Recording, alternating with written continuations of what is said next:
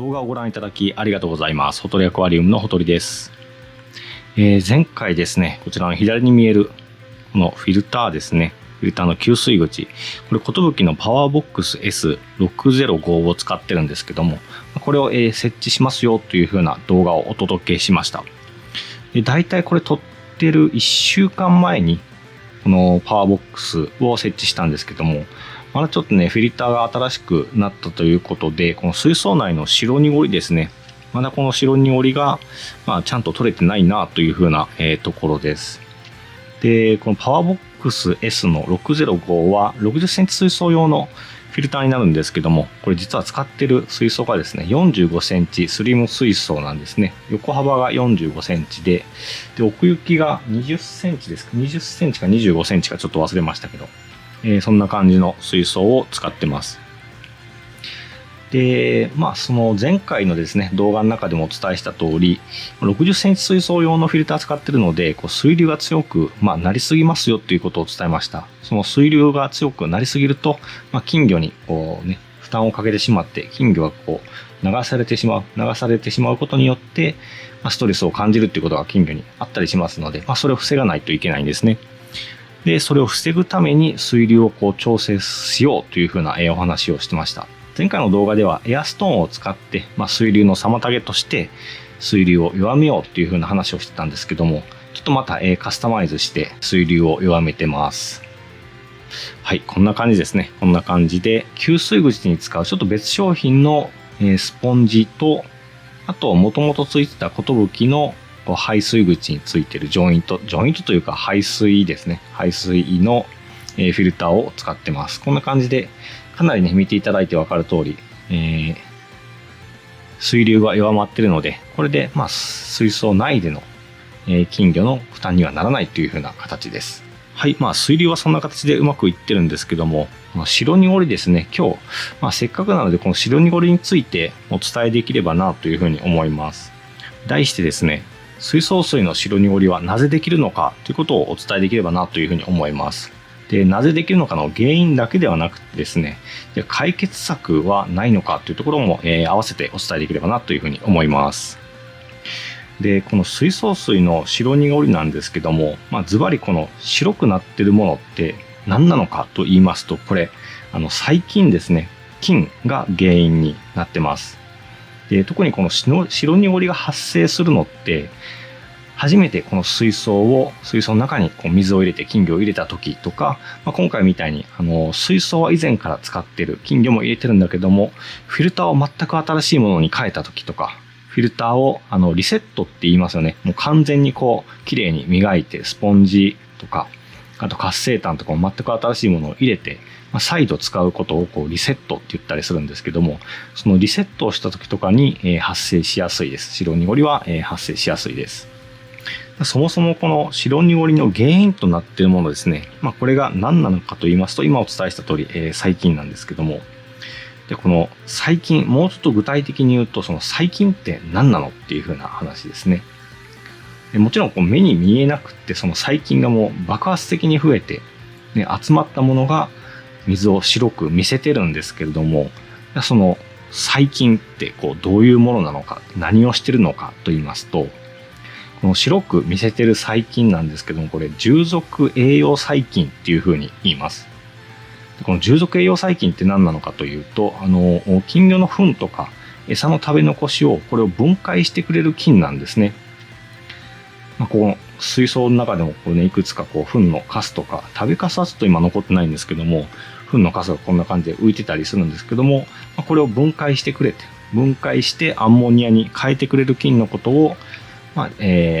従属栄養細菌というふうに言います。その従属栄養細菌って結構種類があってですね、金魚飼育で薬なんかをよく使われている方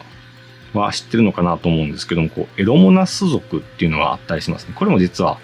その従属栄養細菌っていうもののうちの一つで、それだけが白濁りを発生させてるんじゃなくて、実はいくつかの細菌がいるんですね。そのエロモナスの他には、例えばバチルスとかシュードモナスとか、結構いろんなね種類のものがいたりします。そんな感じで、大体ちょっと役割は違うものの、基本的にはこの糞とか食べかすですね、そういうのを栄養にして、で分解した後はその、アンモニアになるんですね。糞とか食べかすが分解された後はアンモニアになるっていう風な感じです。その分解するというと、もう一つ、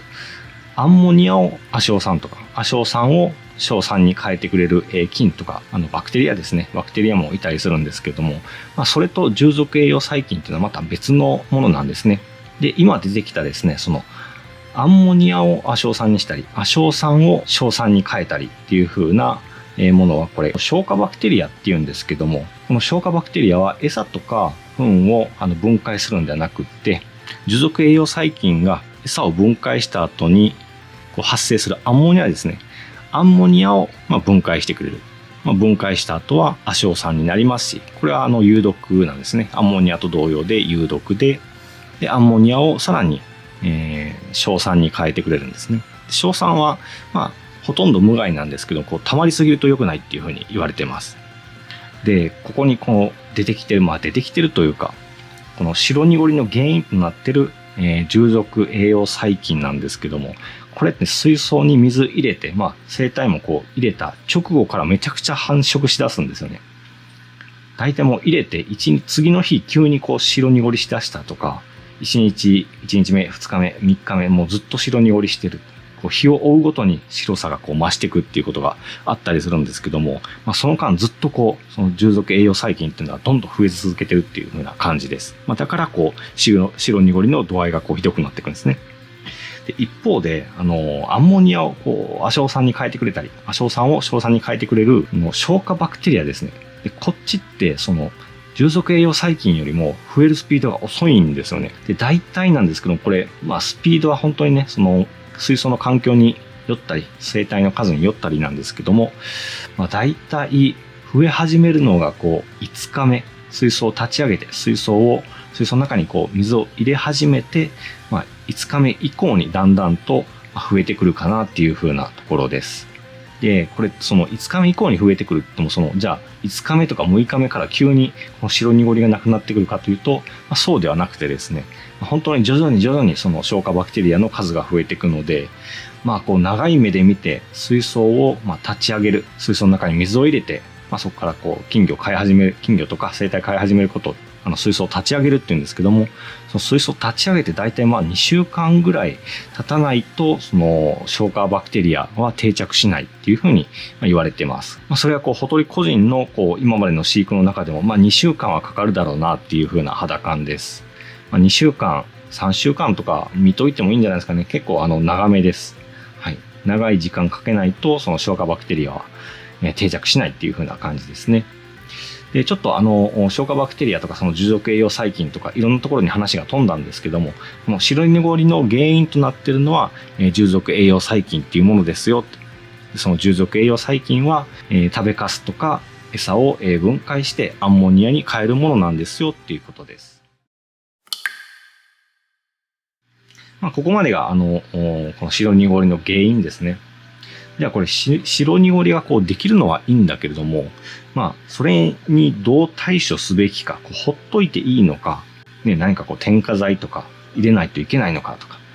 水替えしまくった方がいいのかとか結構気になりますよね。で、これも人によってやり方はいろいろあるかなっていうふうに思うんですけども、ほとり個人で行くと、これはいつも水替えで除去してます。除去するといっても水替え全部水槽内の全部の水を変えるというよりは、水槽の水の半分ですね、2分の1を水替えして、でそうすると結構ね、白濁りがマシになるんですよね。今これ今日も半分ぐらい水替えはしてるんですけど、まだちょっとね、白濁りは取れなくて、これからも、毎日するかどうか、2日に1回は半分程度水替えしてますね。で、やっててもこれぐらいまだ白濁りは取れない。フィルター置いてから1週間ですね。新しいフィルター置いてから1週間で2日に1回ぐらい、2分の1を水替えしてても、これぐらいの白濁りはまだ残ってるっていう風な、状況です。で、ほとり個人に関してはですね、そんな感じで2分の1水替えして白濁りを、徐々に取っていくっていう風な形なんですけども、これ水替えだけではなくてですね、いろいろやり方はあります。で、もう一つその水替え以外に何があるかというと、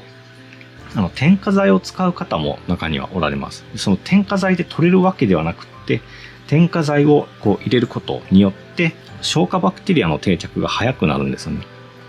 で消化バクテリアの定着が早くなると、従属栄養細菌の数と消化バクテリアの数がこうバランス良くなって、水槽の白濁りも大幅に減る。ほとんどこう白濁りはこうなくなるっていう風な感じです。そんな感じで水替えだけではなかなか白濁りが取れない、白濁りをなるべく出したくないという方は、添加剤なんかもこう使いながら水槽の立ち上げをされるといいかなというふうに思います。で、もう一つの方法ですね。これは予防ですね。どちらかというと解消方法というよりは予防なんですけども、そもそもその従属栄養細菌が発生する原因ってやっぱりこう食べかすとか金魚の糞とかそういうのがあって、それをこう分解しないといけないから従属栄養細菌がこうガンガン増えるわけですよね。ということは、その餌とか糞を出さなければ従属栄養細菌が爆発的に増えることはないっていう風な形になります。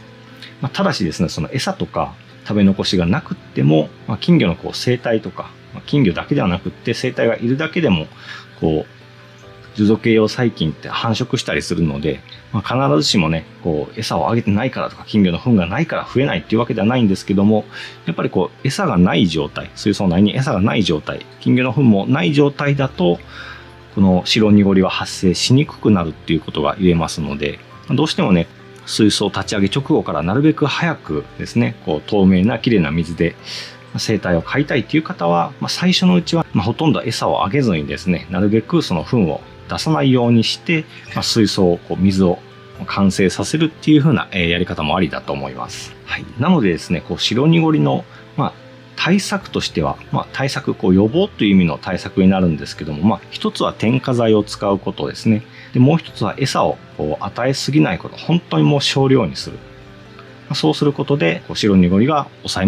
えられますよっていう形です。白濁りしてしまった後の対策としては、やっぱり水替えで何とかするのが一番かなというふうに思います。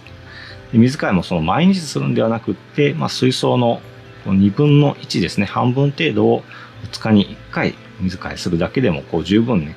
白濁りって取れていきますので、でもちろん日を追うごとにその白濁りの程度っていうのは薄くなっていきますので、そんな形で水替えで対応していただくといいなというふうに思います。で、あとですね、その対策以外のところでこの白濁りってほっといていいのかどうかっていうのも気になるんじゃないかなというふうに思います。細菌なので、これをほっとくと要は水中に細菌がめちゃくちゃ溜まりまくってる状態、それでもいいのかどうかっていうところなんですけども、白濁り、しすぎてるのをそれを放置するっていうのはあんまり良くないですね。結論は良くないっていうところです。で、理由としましては、その従属栄養細菌って酸素を消費するんですね。活動する上で水中の酸素を消費します。っていうことは、数が多ければ多いほど水中の酸素を消費する。で、もちろん金魚も呼吸するために酸素が必要になってくるっていうことで、水槽内の従属栄養細菌が増えすぎると、酸素不足になってしまいます。で、酸素不足になると金魚は酸欠になってしまいますよね。で、酸欠っていうのはもちろん金魚が欲しになる原因になり得ますので、なるべく白濁りは放置しない方がいい、対策した方がいいっていう風な形です。なので、白濁りは放置するんではなくて、やっぱり2日に1回とか、2日に1回でなくてもね、3日に1回とかでもいいです。水槽の半分程度を水替えしてですね、なるべく白濁りを取り除いてあげることが大事かなというふうに思います。はい。そんな感じで白濁りってね、どうしても金魚を水槽の中で見たいって思った時に、白濁りしてると、金魚自体がね、見にくくなるので、なるべく白濁りは発生させたくないですよね。なので、予防と対策と、そのまま放置していていいのかどうかというところを今日お話ししました。基本的に水替えすれば、金魚ってね、金魚だけでなく、この水槽の問題っていうのは結構解決できるので、2日に1回とか3日に1回、水槽の半分程度を水替えすることで、徐々に解消していただければなというふうに思います。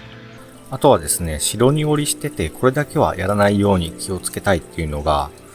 フィルターを全部交換してしまう。フィルター内のスポンジとか活性炭とかをきれいに洗っってしまうことですね。これは避けたいです。あとそのフィルター内のぬめりとかを掃除してきれいに取ってしまうのも、これも避けたいですね。って言いますのも、消化バクテリアってそういうスポンジとか、あとフィルターの内側のぬめりですね。ああいうところに住んでるので、これを取ってしまうのは結構まずいなというふうに思います。